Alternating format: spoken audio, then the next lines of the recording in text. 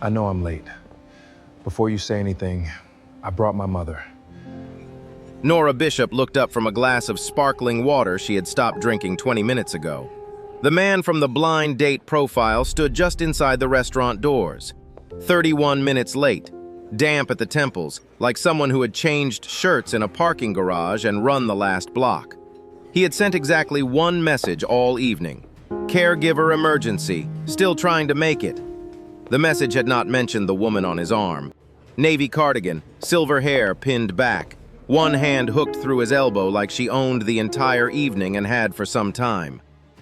"You must be Nora," the woman said before he could open his mouth. "He zoomed in on your picture." "Mama, I'm reporting the news, Saul." Nora had been on 9 blind dates that year. She had predicted every single one of them before the appetizers arrived. She would not predict one thing about this one. If you like stories about quiet people making impossible choices, subscribe before we go on. This one takes about an hour, and it earns it. The man reached the table and exhaled like he'd been holding that breath since the parking garage. "Solomon Vaughn. And I'd like to apologize before I sit down, because I don't think I'll manage it convincingly once I'm comfortable." Nora tilted her head. She said nothing, which was a thing she did on purpose. "My mother's caregiver had an emergency about 45 minutes ago. In that 45 minutes, I called 2 neighbors, a cousin in Braddock, and a man I haven't spoken to since my father's funeral." He set a canvas bag down beside the empty chair. "That last call did not go well." The older woman patted his forearm like she was correcting a student's posture. "You forgot Paulette's sister." "Paulette's sister is the emergency." She considered this for a moment, entirely unbothered. "Well, that does seem inconvenient." Nora laughed before she decided to. It came out of her sideways, the way real laughter does. Solomon's shoulders came down about half an inch. He noticed the laugh. He did not comment on it, which she also noticed. Then he did something none of the 9 had done. "If you'd rather reschedule, I'll cover your drink and disappear," he said. "You don't owe me an explanation, and I won't ask for one." 9 dates that year. 9 men who spent the first 5 minutes proving that whatever had gone wrong was not, technically, their fault. Traffic. A client. A flight. This one had a full explanation in his pocket and had not spent it. Nora gestured at the chair. "Sit down, I already ordered." He sat. The older woman was already seated and had already picked up a menu.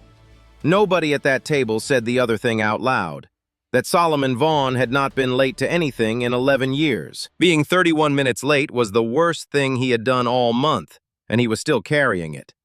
The woman extended a hand across the table. "Loretta Vaughn, apparently I'm the chaperone." Nora shook it. "Nora Bishop." "I know. He showed me your picture." Solomon closed his eyes briefly, like a man watching a plate slide off a counter. "I'm going to start this date over," he said. "Please do." He straightened his shirt cuffs and put out his hand. "Hi, I'm Solomon." Nora shook it, solemn as a treaty. "Nora, nice to meet you." Loretta looked between them with enormous satisfaction. "Oh, good. Now we're caught up." There was a note on Nora Bishop's phone titled "Forecasts." Not ratings. Ratings would have been cruel, and Nora was not cruel. She was efficient, which people sometimes confused for the same thing. They were weather reports. Written before the date, checked after. Date 2 would bring up cryptocurrency before the appetizers arrived. He had at minute 9. Date 4 would ask whether running a software company made her intimidating, and would say the word like he was handing her a compliment wrapped in a warning. He had waited 16 minutes. Date 7 would describe himself as an alpha male within the first half hour. He had lasted 6 minutes, which Nora had recorded with something close to admiration. She had gotten good at it. She could read a man's whole evening off the first 90 seconds. The way he pulled out a chair, the way he said the server's name, whether he checked his reflection in the window behind her. It was a system, and systems were what she did for a living. Systems protected you. If you knew how a thing was going to end, it could not surprise you into caring about it. That night, every forecast had failed before the man even sat down. Dinner began strangely and got stranger. The server came. Loretta asked whether they had pie. "Mama, we haven't ordered dinner." "I'm planning ahead." The server, to his credit, said they had apple and chocolate cream. Loretta turned to Nora with the expression of a woman whose worldview has just been publicly confirmed. "See? This is why planning matters." "Ha ha ha!" Nora laughed into her water glass. "I promise you she normally has more regard for sequence." "No, I don't." He nodded once, accepting the correction. When Loretta asked what Nora did for work, Nora gave the version she gave at networking events. Through-line systems built scheduling software for regional service companies. Loretta held up one finger. "So, computers that tell people where to be." Nora paused with her fork halfway up. "Actually, yes." Loretta turned to her son with the air of a prosecutor resting her case. "You need that." "I have a calendar." "You missed the dentist." "I moved the dentist." "You missed the new dentist." Nora put her fork down entirely. Solomon looked across at her, mournful. "You're enjoying this." "More than I expected to." "Fantastic." He said it with such flat resignation that she laughed harder, and something in the evening loosened. When she asked what he did, he answered without any of the decoration men usually applied to that question. "I play piano. I teach kids during the day, and I play a hotel lounge on the weekends." Loretta jumped in before he finished the sentence. "He's very good." "She was my first teacher," Solomon said, "so her opinion is professionally compromised." 38 years of public school music," Loretta said, straightening in her chair. "Westinghouse mostly, and second organ at Bethel AME for 26 of them, which is where he learned everything he actually uses." "That's not—" "You learned to follow a singer who can't count. That's a career skill." "Fine. And you played everything too fast." "I was 10. "You were impatient." "I was 10. "Still impatient." Nora raised her eyebrows at him. "Sounds like a reliable witness." "You're taking sides already." "I follow the evidence." Loretta pointed at her across the table. "I like this one." Solomon nearly dropped his fork. Nora waited for the embarrassment to arrive. It didn't. Warmth arrived instead, and warmth was not on the forecast. Somewhere around the entrees, Loretta announced that the woman 2 tables over had a very good coat, and that green like that was hard to wear. Nobody had asked. Nobody responded. She went back to her food perfectly content. Twice she asked how long Nora had lived in Pittsburgh. The second time, Solomon answered for her. "She's been here 6 years, Mama, came for the accelerator," smoothly in the same tone as though the question had never been asked once. He did it without looking at either of them. And Nora realized, with a fork in her hand, that he had been doing it all evening, filling gaps, catching things before they hit the floor.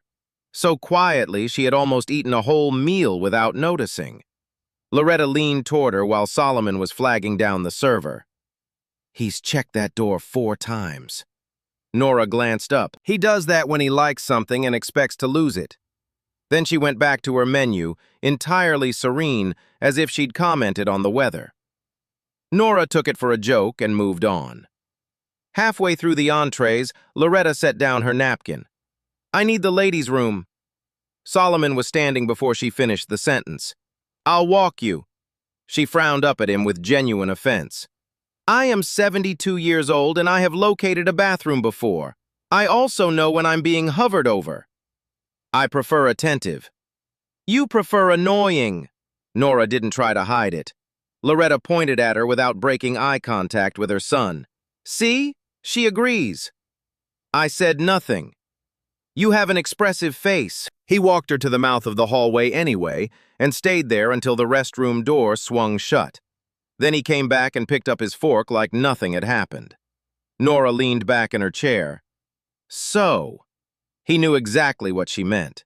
She could see him decide not to pretend otherwise. "Official diagnosis? 14 months. Alzheimer's? Early stage." Nora looked down the hallway. "I'm sorry." "Thank you." And then he stopped talking, which almost nobody did. Most people fill that silence with a story about their aunt, with something hopeful they read somewhere. He just let it sit there. After a while, he added without prompting, "She still does most of it herself. Some days are easier. Tonight was supposed to be one of the easy ones." There was no bitterness in it at all. They talked about nothing for another minute. Then he looked toward the hallway. He tried to keep listening. 2 sentences later, he looked again. "How long has she been gone?" Nora asked. He answered without checking anything. 6 minutes. "That doesn't sound long." It usually isn't. Something had changed in his voice. Nora stood up. "I'll check." "You don't have to." "I know." The women's restroom was empty. 3 stalls, all standing open. She checked them twice anyway, because checking twice was who she was. When she came back, Solomon was already on his feet. "She's not in there." His face changed. Not dramatically. That was what made it terrible. The color simply left it all at once. He moved to the hostess stand. "The woman who came in with me. Navy sweater, gray hair pinned up." The hostess thought about it a second too long. "She went down the side hall. A few minutes ago?" "Is there an exit down there?" "Yes." He was already moving. Outside, the air had sharpened, the kind of October cold that arrives all at once after dark and takes the city by surprise. He looked left. He looked right. 2 blocks of closed storefronts, 1 open bar, and a parking garage with 3 levels of shadow in it. "Mama!" Nothing. He went 10 steps toward the garage, stopped, turned back, and Nora watched a man run out of directions in real time. "Mama!" Then nothing. He cut it off in his own throat. Nora saw him close his eyes for exactly 2 seconds. She saw his chest move once, deliberately, forcing a breath into a rhythm it did not want. And when he opened his eyes and spoke again, his voice was perfectly level. "You take that side. I'll take the garage." Those 2 seconds were the most frightening thing Nora Bishop had ever watched a person do. Not the shout, the correction. She went the other way, past the shuttered bakery, past a bus shelter, and then she saw her. Loretta Vaughn was standing under the awning of a closed stationery shop, less than a block from the restaurant, holding her purse against her chest with both arms. She looked smaller than she had at the table. That was the part Nora would remember. "Mrs. Vaughn!" Loretta flinched backward into the doorway, clutching the purse tighter, her eyes going wide and unfamiliar. And Nora understood immediately that she had done something wrong. Solomon was there in 4 seconds. He put his hand on Nora's forearm, barely any pressure at all. Slower. No blame in it, just a correction, handed over cleanly the way you'd hand someone a tool. Then he walked, did not run, the last 10 steps to his mother, and stopped an arm's length short. "Hey, Mama." For a second, there was no recognition in her face. Nora watched it arrive from somewhere far away. Solomon. He closed the distance and put both arms around her. Loretta looked embarrassed more than anything else. "I was coming back. I think I took the wrong door." "It's all right. I knew the restaurant was on this street. I just couldn't see it." He held her out at arm's length and took both her hands. "Your hands are freezing." "I'm fine." "Your hands disagree." He rubbed them between his palms. Piano hands, long-fingered, hard at the tips. Then took off his jacket, put it over her shoulders, and buttoned the top button himself. He did not ask why she left. He did not tell her what she should have done. He did not once make his own fear into her punishment. Loretta looked past him and saw Nora standing on the sidewalk with her coat over her arm. "Oh!" Nora came closer, slower this time. Loretta gave a small, apologetic laugh. "I've ruined his date." "You made it," Nora said. "Multiply." They went back only long enough to collect their things. There was no dessert. Loretta announced in the doorway that the pie had been very good, and Solomon told her she hadn't had any pie. And she told Nora that this was exactly the problem. He rushed everything. In the parking garage, while Loretta settled herself into the passenger seat, Nora did the thing she does. "There are trackers now, not the awful kind. There's one that goes in a shoe, one that clips to a bag. I can send you 3 of them tonight." Solomon shut the car door before he answered so his mother wouldn't hear the sentence at all. She's a person, not a root. It came out flatter than he meant it. He heard it land. He didn't take it back. Nora stood there with her keys in her hand and understood that she'd walked into somebody's life at 9:40 at night and immediately started redesigning it. Sorry. No, you're being helpful. He rubbed the back of his neck. It's a reflex. Everybody's got one. Then she asked the question she'd been holding for 20 minutes. Has that happened before? He looked directly at her. No, first time. He said it evenly. He said it without a single tell. It had happened 3 weeks earlier, in a grocery store parking lot on Penn Avenue. 19 minutes. He had found her by the cart return, holding a bag of oranges she did not remember picking up. Saying it out loud would have made it a pattern instead of an accident. And a pattern meant he was a man who could not manage his own mother. Curtis Vaughn had worked 31 years at the Edgar Thompson Works and had never once let anybody drive him home. His son stood in a parking garage with his hands going numb and lied to a woman he had known for 2 hours. Nora didn't know it yet, but that was the first time Solomon Vaughn lied to her. It would not be the last time he decided something on her behalf and called it protection. At 10:47 that night, his phone buzzed on the kitchen table. He was filling a 7-day pill organizer, 14 compartments, morning and night. The clinic folder sat open beside it, 3 inches thick, tabbed in his handwriting. For the record, that was not a disaster. Your standards worry me, he wrote back, 3 dots. Your mother raised the curve, he laughed once, quietly, with a hand over his mouth, because the walls in that house were thin and she was finally asleep. Then one more message came through. Coffee. Just us. No chaperone. He looked down the dark hallway toward her room for a long moment. Then he typed yes, put the phone face down, and went back to counting pills for a woman who had walked out of a restaurant and into the cold 4 hours earlier. And he told himself he had it handled. Their second date had no chaperone. It still did not go according to plan. Nora arrived 11 minutes early, because Nora arrived 11 minutes early to everything. Solomon had been there for 20. She stopped beside the table. You're early. I'm always 20 minutes early, he said, standing to pull out her chair. My father's rule. For the first 20 minutes, Nora did what Nora did. Intelligent questions, polished answers. Somewhere in there, she mentioned that she enjoyed hiking. Solomon set down his coffee. Do you? Because you said that exactly the way a woman answers an investor. Nora stared at him. Sorry, he added, entirely unrepentant. No, you're not. Not especially. She narrowed her eyes. I hike. How often? She did the math honestly, which was her mistake. 2 years ago? Serious commitment. She laughed despite herself, then stopped, because a real question had come up behind the laugh. How did you know I was doing that? He didn't answer right away, which she was learning meant he was going to answer honestly. You don't have to give me the version that works. I'm not deciding anything about you. It made her deeply uncomfortable, so she made a joke and he let her. Nora went to the Marigold room for the first time on a Friday, after a meeting that had gone badly in the specific way that only polite meetings can. Her operations lead, Dana, had told her to go home. Nora had gone here instead. She expected a hotel bar with a piano in the corner. She found that. What she did not expect was him. He sat under the low amber lights in a dark jacket, sleeves pushed a little above his wrists. And the man at that piano was not the man she knew. Not the dryly funny, permanently tired one who checked his watch because somebody needed a pill at 8. The man at the piano was weightless.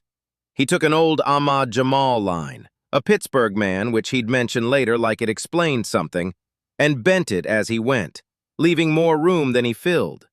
Never showing off, never once reaching for the room, and the room came anyway. Conversations at the bar got quieter without anyone deciding to be quiet. When the song ended, Solomon looked up and saw her standing near the door. For one full second, surprise broke straight through his concentration. Then he smiled. It was the best thing Nora had seen all week, and it was not close. Afterward, she found him by the piano bench. "You failed to mention that you're good." "I told you I play." "That's like a man who owns a restaurant telling you he eats." "Ha ha! I'm going to keep that one." Some weeks later, in a cafe on a Saturday with the rain coming sideways down Liberty Avenue, Nora asked a question that stopped him. "When was the last time you had a week that belonged to you?" He looked out the window for long enough that she almost took it back. "I'm not sure." "That long?" "My father died 5 months ago." Nora went very still. He had mentioned his father before. He had never once mentioned that it was recent. "I'm sorry." "Thank you." He turned his cup a quarter turn on the saucer, and then he told her because she'd asked plainly and he'd run out of reasons not to. Curtis Vaughn had done every other day. Appointments, groceries, the pharmacy, the bank, making sure Loretta wasn't behind the wheel on the days she woke up unsure. Father and son had split a life into halves, and neither of them had ever called it a burden out loud. Then Solomon took a booking. 3 nights in Cleveland. A room, a trio, decent money. He had stopped taking road work when his mother got sick, and this was the first job in 2 years he'd said yes to, purely because he wanted it. Curtis had the stroke on the 2nd night. Nobody called late. Nobody made a mistake. The message reached him exactly when it should have, and he got in the car and drove 5 hours. "He was gone when I got there," Solomon said. "I wasn't late, I was just far." Nora didn't say anything, which she had learned from him. "He used to tell me, 'A man can be tired, son, he just can't be late.'" He almost smiled. I don't think he meant it the way I took it. He said the repast ran 4 hours, that people he hadn't seen since he was a boy stood up and told stories about his father he'd never heard, and that he'd spent the whole afternoon carrying pans of food from a church basement to a car and back, and hadn't cried once until the following Thursday, alone, in the lot at Shop and Save. She asked, before she could soften it, whether he resented any of it. He thought about it seriously, which surprised her more than the answer. "Some days I resent being tired." He looked up. "I don't resent her. People think caregiving makes you noble. Mostly it makes you very good at insurance forms and pharmacy hold music." Nora laughed and then didn't. She'd seen the folder. He brought it everywhere. Every appointment, every clinic, tabbed and dated. "Why the folder? They have all of that." He answered without any weight at all, the way you'd mention the weather. "First time I showed up to a specialist empty-handed, they asked me which service I was from." He drank his coffee. Nora sat with it a second longer than he did. "You're allowed to be tired," she said. "I know." "Do you?" He looked out the window at the rain. She let it go. Later, walking to the car, she offered to cover a week of respite care. Just a week. She had it. It was nothing.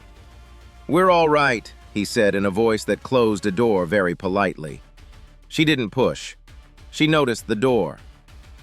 3 nights later, the same song meant something completely different. Nora stopped by after a 12-hour day and let herself in through the kitchen, because by then she had a key and nobody had made a ceremony out of giving it to her. Loretta was at the table.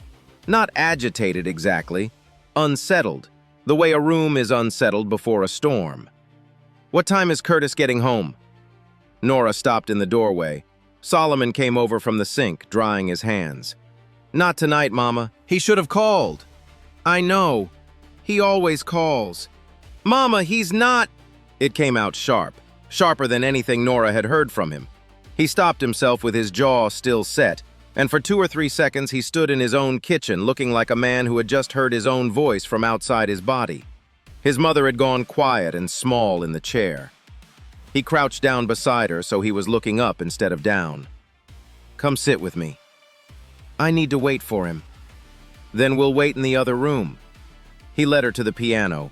Nora stayed near the doorway, out of the light. He played the melody she'd taught him, an old hymn line his grandmother used to hum flat and confident over the top of everything, the one Loretta had spent a year putting chords under. Slower now. Much slower. She sat down on the bench beside him. At first she kept turning toward the front door. Then her shoulders came down. Then her fingertips started tapping against her knee, keeping time, 38 years of habit still living in her hands. The music did not give her anything back. It handed her something familiar to hold while the evening was confusing, and that turned out to be enough. When he stopped, she sighed. "That one's nice. I taught you that." "You did." She smiled at the keys. "I had taste." "You still do." Later, after Loretta had gone to bed, Solomon stood alone in the kitchen with both hands flat on the counter. Nora leaned against the opposite counter and waited. He spoke without looking at her. "Sometimes I miss my father." She waited. "And sometimes I miss my mother. She's in the next room." Nora looked down the dark hallway. "Then I feel like garbage for thinking it," he said. "She's still here." She crossed the kitchen and stood beside him. "She is here, and you still miss what changed. You don't have to make yourself guilty for noticing." He let out a breath he'd been holding for about 5 months. Then, without any lead-up, I snapped at her. "You did." He waited for the rest of it, the reassurance, the "she didn't notice," the "you're only human." Nora didn't offer any. She just stayed where she was at the counter until he was ready to move. Somewhere in that kitchen, this stopped being a series of dates. The following week, Nora came straight from a pitch meeting in narrow black heels. Loretta looked at them for a long moment over the top of her crossword. "Those shoes look angry." Nora looked down. "They are." "Then why are you wearing them?" "Investors." Loretta nodded slowly, as though that explained a great deal about the modern world. "Shoes should help you go places, not punish you for going." Solomon looked over from the sink with a dish towel in his hand. "That's unexpectedly profound, Mama." She frowned at him. "It's shoes." All three of them laughed, and Loretta went back to her crossword, and nobody thought about it again for 9 months. Later at the table, Nora asked about the neurology follow-up. Not the next one, the one in October. Solomon told her the date. Then he stopped halfway to the refrigerator and stood there a second with his hand on the door. October was 7 months out. He didn't say anything. He filed it. The symptoms did not arrive on a schedule. That was the part nobody warns you about.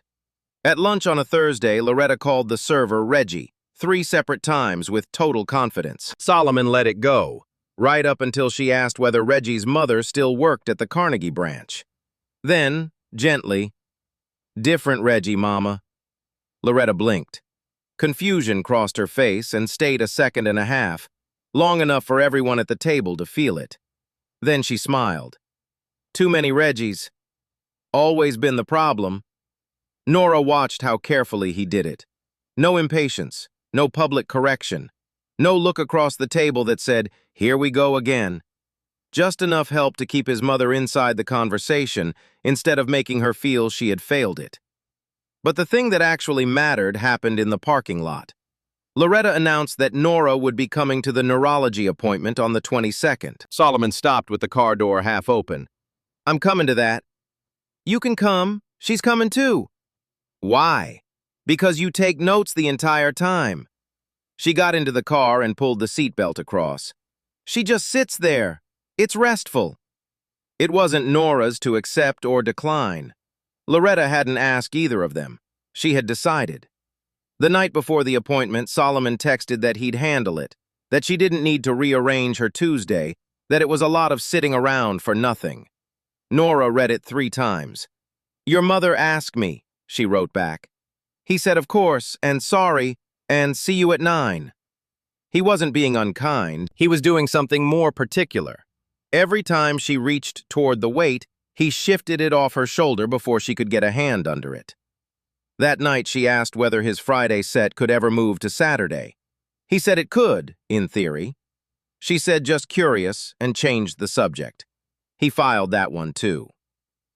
It came apart at a dinner table, over pot roast on a Sunday. Loretta was telling a story about the giant eagle on Penn, the self-checkout, the man who couldn't work it, the girl who fixed it in 4 seconds. And then, without any change in tone at all, "I got turned around in that parking lot myself, you know.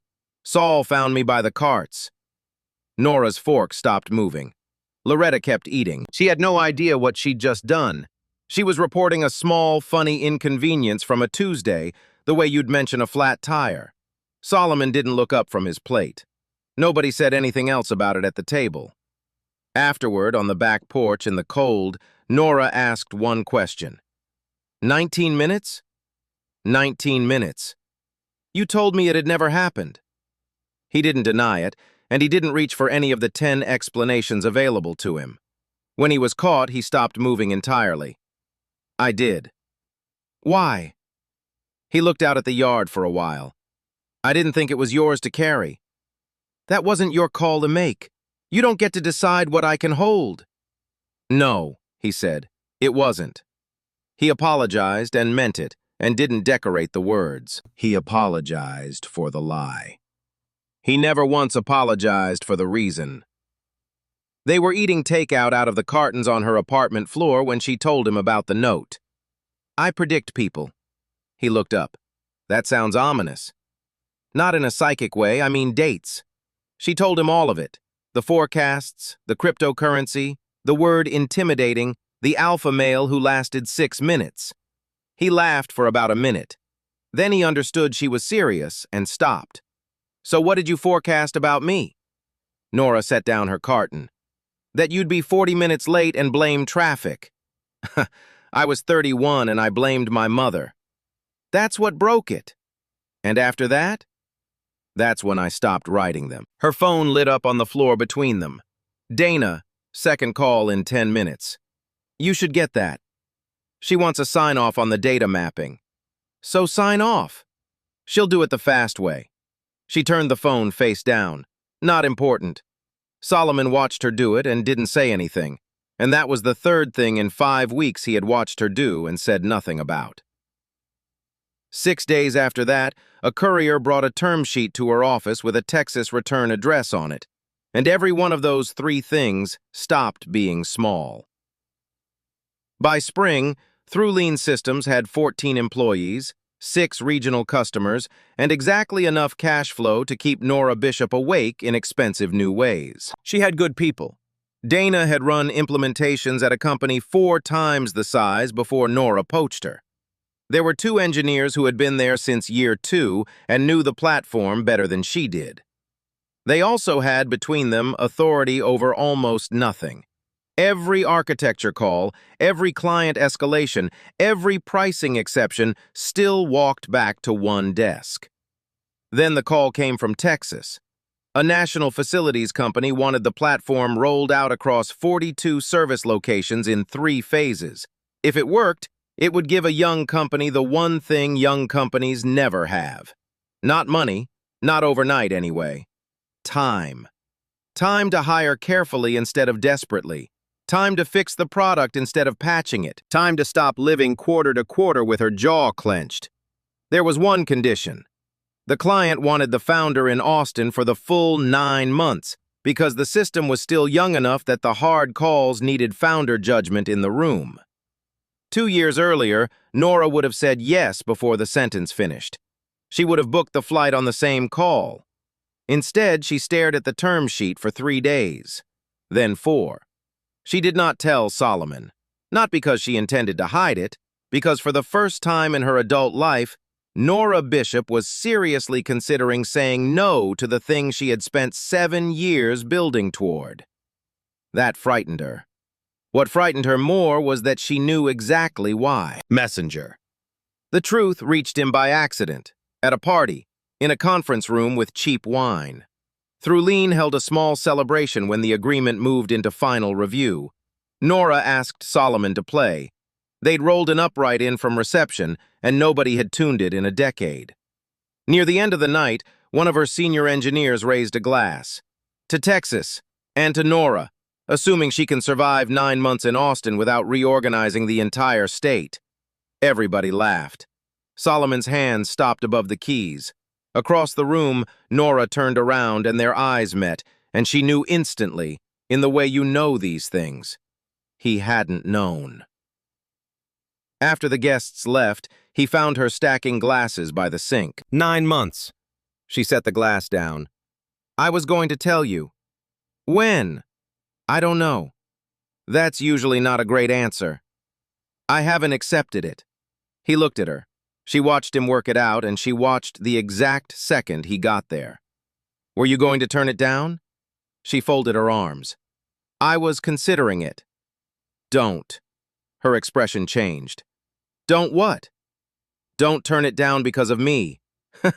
She laughed. One short, hard laugh with nothing warm in it. That was fast. No, it wasn't. And that stopped her because he was right, and because he'd been sitting on it for 5 weeks. You heard one sentence from a man with a wine glass, she said, and you decided the answer for both of us. You built that for 7 years. I'm aware of how long I built it. And you were going to hand it back because... He stopped. Because what? She said. He looked tired. Not the physical kind, something further down. Because my life is complicated, and it's not getting simpler. She's going to need more, not less. I can't move to Austin. I never asked you to. I know. Then don't answer a question I didn't ask. I'm not going to be the reason you look back in 3 years and wonder. Nora took one step closer, and when she spoke, her voice stayed completely level, which made it land twice as hard. You don't get to decide what I'm willing to choose. I'm trying to protect you. That's not protection. That's you making my decision and calling it kindness. He looked away. You are very, very good at giving things up for people, she said. You stopped taking road work the year she got sick. You rearranged your whole life the week your father died. You wouldn't let me pay for 1 week of respite care. You wouldn't even let me sit in a waiting room. She wasn't finished. You move yourself out of the way before anybody has to ask. He met her eyes. What's wrong with that? Nothing. Until you start doing it to me. He said nothing. I'm asking you not to push me away and call it love. He didn't answer. He stood there in a conference room with a paper cup in his hand and did not have one thing to say. Nora picked up her coat and left. She did not decide that night. She went home angry, slept badly, and woke up angrier. The next morning, she spent 3 hours with Dana going through the rollout line by line. Staffing, burn, client expectations, what Austin could mean in 18 months, and what saying no would cost in 6. Then everyone left, and she sat alone in the conference room. Solomon had been wrong to choose for her. She was not going to correct that by choosing against him. The question was never what he wanted, or what would hurt least. It was what she wanted her life to actually look like. By the following afternoon, she knew. She drove to the house. Loretta was in the front room with a crossword and a cup of tea. Solomon met her in the kitchen and didn't sit down. I'm going to Austin. He searched her face for something. Not because you told me to, she said. A faint smile got about 1/3 of the way onto his mouth. Understood. I'm going because I want it. You should. And I'm still angry with you. That also seems fair. Neither of them laughed very much. Knowing why she was leaving did not make 9 months any shorter, and neither of them had any idea what distance was going to expose. Loretta understood parts of it. Nora's going to Texas for work. Is Texas far? Far enough. Are you going? No. She thought about that for a while. Why not? Mama. She frowned at him with real confusion. I didn't tell you not to go. He laughed in spite of everything and did not have an answer for her. 2 days before the flight, Paulette took Loretta shopping. Solomon assumed groceries. They came back with a shoebox which Loretta carried herself, all the way from the car. The night before Nora left, they had dinner at the house. Afterward, Loretta pushed the box across the table. For you. You bought me something? Open it. Inside was a plain pair of gray walking shoes, flat, soft, entirely unfashionable. Nora stared at them and started to laugh. The angry shoes. Loretta looked deeply pleased with herself. If you're going somewhere, you need good shoes. Nora ran her thumb along the laces. Underneath them, folded once, was a note in uneven handwriting. Paulette had helped with the spelling. The words were entirely Loretta's. For wherever your feet need to go, and for when they know it's time to come home. Nora stopped smiling. Solomon looked down at the table. Loretta suddenly looked uncertain. Do you like them? Nora stood up and hugged her. Yes. Her voice broke in the middle of one syllable. I really do. Loretta patted her back twice, briskly. Good. Shoes shouldn't make people cry. At the airport the next morning, he carried one of her bags to the security line and they stood there too long. Say something. Call me when you land. That's what you've got? It's practical. You're a romantic. I play piano in a hotel lounge. I have a reputation to protect. She laughed. Then the laugh went out of her. Neither of them said, wait for me. 9 months was too long for a promise made only because goodbye felt unbearable. She stepped toward security. He called after her. Nora. She turned. He had about a dozen sentences ready. He picked one. Make it worth the 9 months. I intend to. In her carry-on, still in the box, the gray shoes had the tags on. They tried to schedule calls for 2 weeks, then stopped pretending distance could be organized.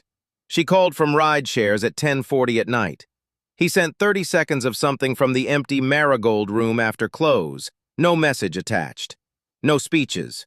2 people leaving a door open. Month 2. The Phase 2 go-live collapsed. 11 locations came up with mismatched shift data. Dispatch schedules for 400 technicians rebuilt themselves overnight into something that looked like a ransom note. The client's VP used the phrase material concern on a Tuesday call and said it again on Thursday more slowly.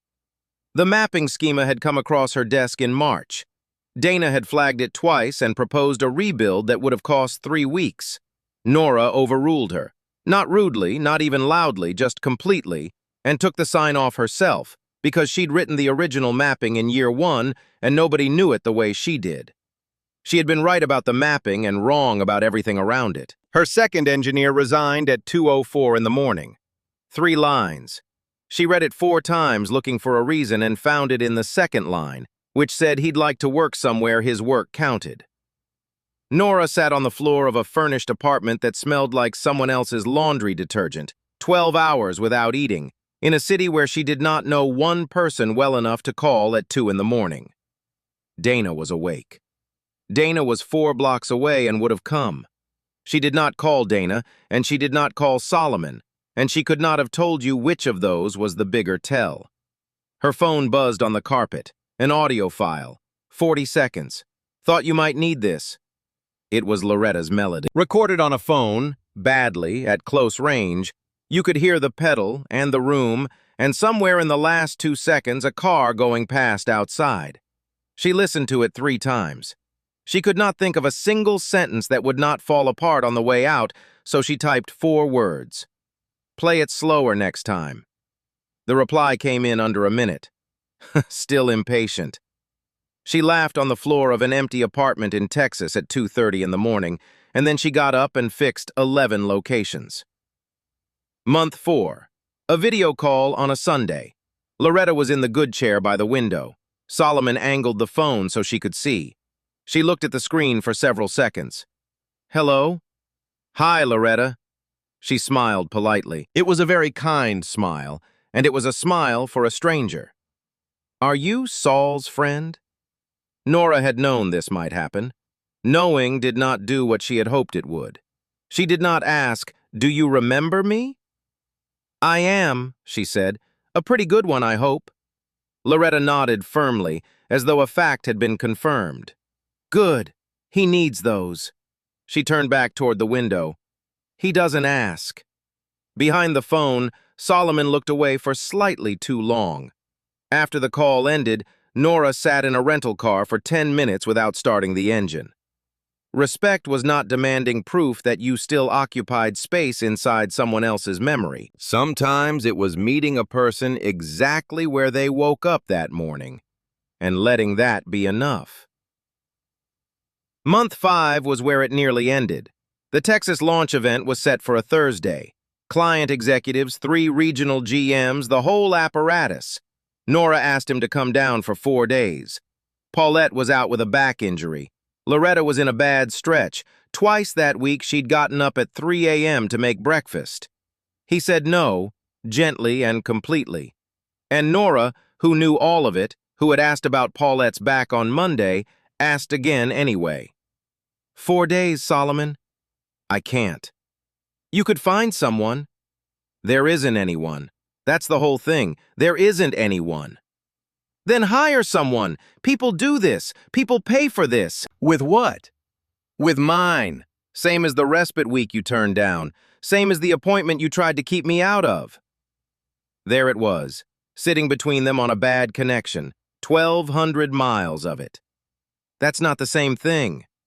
It's the only thing, she said. You have never once let me be useful to you, not one single time. She should have stopped there.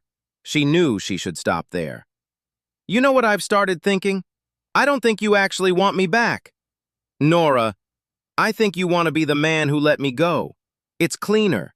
Nobody ever has to find out whether you'd have been enough. 6 seconds of nothing. She counted them. That's the first thing you've ever said to me that I can't argue with. The call ended. Messages. 6 days. Neither of them wrote. Nobody intervened. Nobody carried a message. And Loretta, who could not have known, did not know. Nora ran the launch. It went well. She stood in a hotel ballroom holding a glass of something and could not have told you one thing anybody said to her. On the 7th day, she booked a flight without telling him, landed in Pittsburgh at 7, and stood on his porch at 9. He opened the door in a t-shirt with a dish towel over his shoulder and did not say anything at all. Behind him, from the front room, "Is that Nora? Tell her the shoes were on sale." It was a good week. Loretta knew her instantly and complained at length that Austin had evidently done nothing for her taste in footwear. And Solomon, drying a pan at his own sink at 10 at night, watched her hand his mother a dish towel and understood that she was not attached only to the easy version of his life. Later, on the porch, she apologized for what she'd said. He told her she'd been right. Neither of them felt any better, and they stayed out there anyway until it got too cold. The gray shoes had a scuff on the left toe by then. She never had it cleaned. By month 8, the rollout was working. Too well. The client wanted 2 more regions. People inside Throughline had started talking about Austin not as a project, but as a second headquarters, and saying it in the casual way people say things they have already decided. She could stay. There were extremely good reasons to stay. For 3 days, she said nothing. This time, he didn't ask. When she finally told him, he said one thing. "What do you want?" She noticed the shape of it. Not what should you do, not what happens to us. I don't know yet. Then figure that out first. You're improving. Painfully. What Austin actually exposed had nothing to do with Texas. It was in the schema Dana had flagged twice in March and been overruled on. It was in a 3-line resignation email at 2 in the morning. Every meaningful decision still routed back to one desk, and the people around that desk had stopped bothering to reach for anything. He had built a life that couldn't ask for help. She had built a company that couldn't be left alone in a room. So she gave Dana the Texas region outright. Hiring authority, pricing authority, the architecture calls, all of it. And spent 6 weeks handing over things she had never handed to anyone, badly, with her hands shaking on 2 of them. The Austin office would stay. The contracts would stay. She would travel there constantly. But the company would no longer need her body in a specific building for the machine to run. Solomon knew the rollout ended on the first Friday of month 9. What she hadn't told him was where she'd decided to live afterward. Not because she was hiding it, but because she wanted to be standing in front of him when she said it. First Friday of month 9. The Marigold Room. The same low amber lights. He was halfway through the 3rd song of the set when he looked toward the entrance. His hand nearly missed a chord, and a few people at the bar glanced up and he covered it the way professionals cover things.